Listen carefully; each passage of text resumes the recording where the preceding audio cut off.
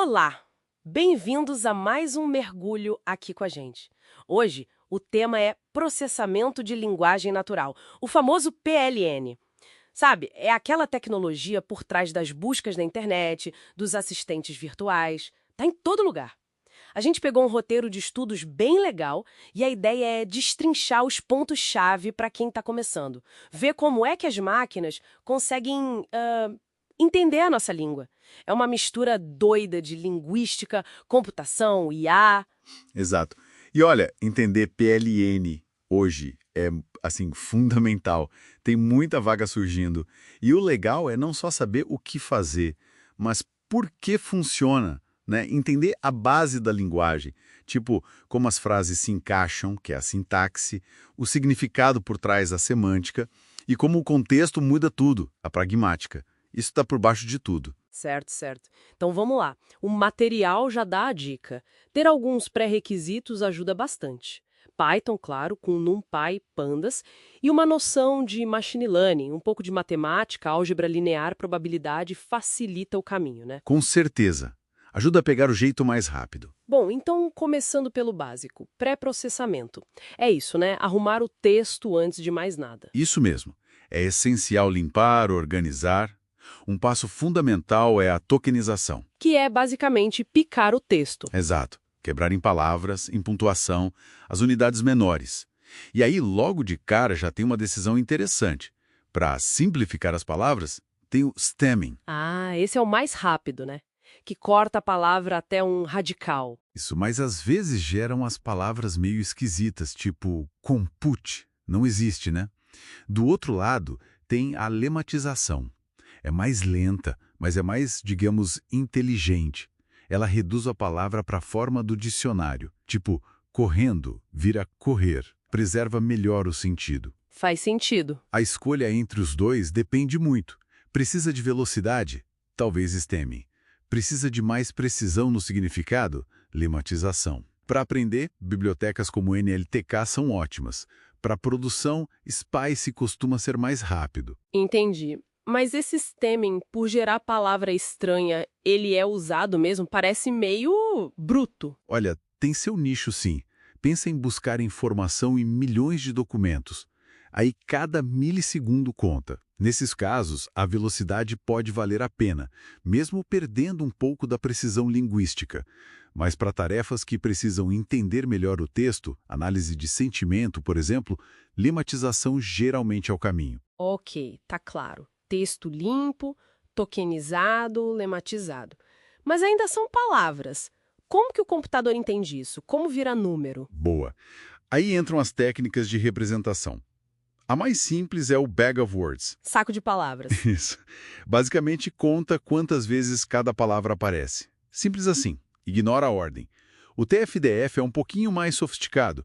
Ele pesa a importância da palavra. Ah, ele vê se a palavra é importante naquele texto específico, mas também se não é comum demais em todos os textos, né? Exatamente. Importância local versus importância geral. Só que contar palavras ainda não pega o significado, a semântica, né? O grande pulo mesmo veio com os word embeddings, coisas como word2vec, glove. Embeddings. São aqueles vetores? Isso, a sacada foi transformar palavras em vetores num espaço matemático. Palavras com sentidos parecidos ficam próximas nesse espaço. Tipo, rei e rainha ficam ali, juntinhos. Legal. Mas, sempre tem um mas, né? Tinha um problema. Uma palavra como banco. Podia ser o de sentar ou o banco de dinheiro. E aí? O vetor era o mesmo. O mesmo. Ignorava completamente o contexto da frase. E isso era uma limitação grande. Ah, entendi. Então, mesmo com esses vetores capturando algum significado, ainda faltava o contexto. O que dava para fazer com eles antes de resolverem isso? Muita coisa clássica.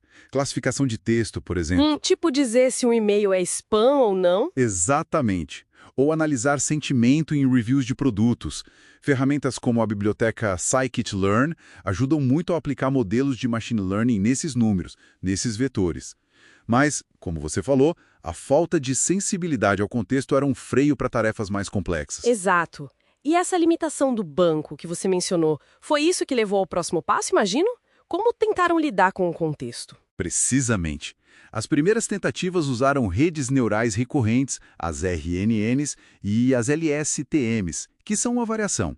A ideia era processar a sequência, palavra por palavra, guardando uma memória do que veio antes. Parecia promissor. Sim, mas tinham seus problemas. Tinham dificuldade em lembrar de palavras muito aleatórias na frase, sabe? As dependências longas. E eram meio lentas para treinar também. E aí, qual foi a grande virada? A arquitetura Transformer foi uma mudança radical. O que ela fez de diferente? Basicamente, abandonou essa ideia de processar tudo em sequência.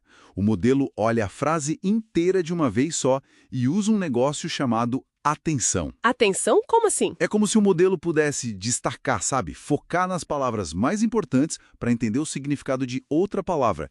Não importa onde ela esteja na frase. Uau! E essa permitiu processar em paralelo, muito mais rápido, e a compreensão do contexto deu um salto gigantesco. E essa arquitetura Transformer é a que está por trás desses modelos enormes que a gente ouve falar, tipo Llama, GPT, Claude. Na mosca. São modelos gigantescos, pré-treinados com uma quantidade absurda de texto e código, usando essa arquitetura.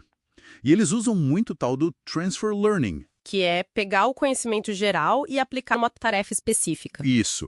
O conhecimento que eles ganham no pré-treinamento serve para resolver outras coisas, traduzir, resumir, responder perguntas com pouco ajuste. E para quem quer botar a mão na massa com eles hoje, a biblioteca Hugging Face Transformers é, assim, essencial. Tem tudo lá. Nossa, que jornada! Então, para recapitular o caminho que o material sugere. Começa com a base Python ML. Isso. Passa pelo pré-processamento, entendendo as escolhas tipo stemming e lematização. Depois, como transformar texto em número, do bag of words até os embeddings. E aí o grande salto para o Deep Learning com Transformers e os LLMs. Ufa! Exato. E o material reforça muito. Tem que praticar. Fazer projetos. Mesmo que seja um classificador de spam simples, uma análise de sentimento, é isso que fixa o aprendizado. Não adianta só ler. Com certeza. Mas, mesmo com todo esse avanço incrível, o material também lembra que a nossa linguagem é um negócio complicado, né? Ambiguidade, contexto que muda tudo, ironia, as nuances culturais, ainda são desafios enormes para as máquinas. Totalmente. E isso levanta uma questão super importante, né? Conforme esses modelos ficam mais e mais poderosos, como é que a gente garante que eles sejam usados de forma ética, responsável? Considerando justamente essa complexidade toda, essas sutilezas da comunicação humana que a gente ainda nem entende direito às vezes. Fica aí a reflexão.